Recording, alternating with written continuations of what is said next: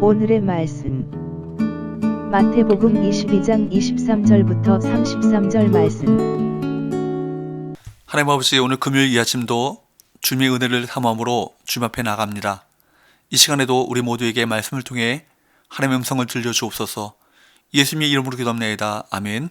할렐루야. 성교 성도 여러분, 오늘도 하나님의 은혜와 평강이 가득한 하루가 되시길 축복합니다. 오늘 우리에게 주시는 하나님의 말씀은 마태복음 22장 23절에서 33절 말씀입니다. 바리새인과 헤롯 당원들이 예수님을 의무에 걸리게 하는 일이 실패하자 이번에는 사두개인들이 나섰습니다. 그들은 예수님께 와서 질문합니다. 그들의 질문 주제는 부활입니다. 이유는 그들이 부활을 믿지 않았기 때문입니다. 사두개인들은 다윗 시대의 사독 제사장의 후예입니다. 그들은 구약 성경 중에서 모세의 오경만을 믿었고, 현실주의자인 이들은 성경에 나오는 영적인 부분, 예를 들어 부활이나 천사, 영혼의 존재, 내세를 믿지 않았습니다. 부활에 관한 말씀이 기록되어 있는 이사야, 다니엘, 시편 등은 당연히 무시했습니다. 말하자면 죽으면 모든 것이 끝이라고 생각했던 이들이 사두개인들이었습니다. 그들은 사내들인 회원이었기 때문에 막강한 부와 권력을 누리고 있었습니다. 그렇기 때문에 내세에 대한 열망이 크지 않았습니다. 현실 세상에서 많은 부와 권력을 누리는 삶이 만족스러웠습니다. 내세, 부활 따위는 굳이 생각하고 싶지 않았습니다. 그런데 예수님이 나타났습니다. 메시아라는 예수님이 분란을 일으키면 로마가 개입해 자신들의 부와 권력을 잃게 될 위험이 있었습니다. 그래서 어떻게든 예수님을 걸고 넘어져야 했습니다. 24절에서 28절까지 말씀. 선생님이여, 모세가 일렀으되 사람이 만일 자식이 없이 죽으면 그 동생이 그 아내에게 장가들어 형을 위하여 상속자를 세우시니라 하였나이다. 우리 중에 7형제가 있었는데 마지가 장가들었다가 죽어 상속자가 없으므로 그 아내를 그 동생에게 물려주고 그 둘째와 셋째로 7째까지 그렇게 하다가 최후에 그 여자도 죽었나이다. 그런즉 그들이 다 그를 취하였으니 부활 때에 7 중에 누구의 아내가 되리이까? 여기에 보면 그들은 모세에 의해서 전해진 형사 취소제도, 즉 형이 상속자 없이 죽는 경우 동생이 형수를 아내로 삼아 대를 잇게 하라는 규례, 이 규례와 관련된 가상의 상황을 제시하면서 부활과 율법이 모순된다고 주장했습니다. 7 형제를 둔 마지가 죽어 동생들이 차례로 그 아내와 결혼했는데 부활한다면 그 여인은 누구의 아내입니까? 라고 질문한 것입니다. 부활의 맹점을 지적해 무너뜨리려는 속셈인 것입니다. 사두개인들은 자신들의 기득권을 유지하기 위해 성경의 일부만을 믿었고, 자신들을 조금이라도 이토롭게 하는 자가 나타나면 제거하고자 했습니다. 부와 권력에 사로잡혀 있으면 하나님의 말씀을 온전히 믿고 따르지 못하고 현실에 집착하게 됩니다. 사실 그들이 가지고 온 부활의 문제는 그들과 바리새인들 사이에 오랫동안 논쟁이 온 주제였습니다. 7형제가 모두 상속자 없이 죽었고 그들이 모두가 한 여자를 아내로 삼았다면 마지막 부활 때에 그 여자는 누구의 여자가 되어야 하느냐라는 것입니다. 만약 죽음 후 부활이 없다면 이 땅에서의 삶만이 진정한 실제가 될 것입니다.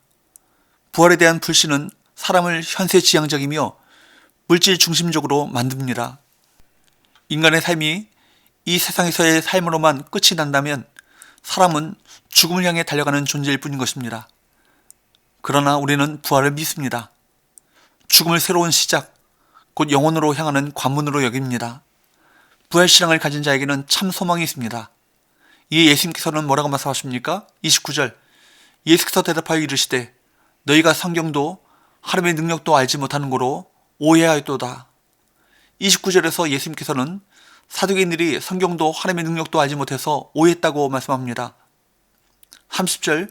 부활 때에는 장가도 아니하고 시집도 아니하고 하늘에 있는 천사들과 같으니라. 예수님께서는 30절에서 사두개인들에게 부활 때에는 결혼 제도가 없다는 것을 말씀하십니다.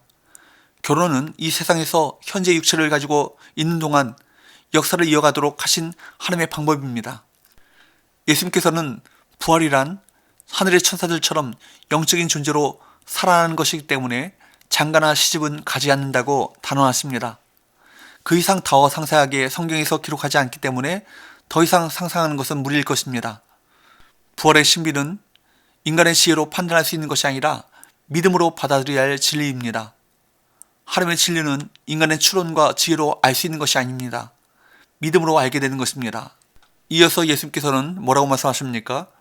31절 죽은 자의 부활을 논할진대 하나님이 너희에게 말씀하신 바 나는 아브라함의 하나님이요 이삭의 하나님이요 야곱의 하나님이로라 하신 것을 읽어보지 못하였느냐.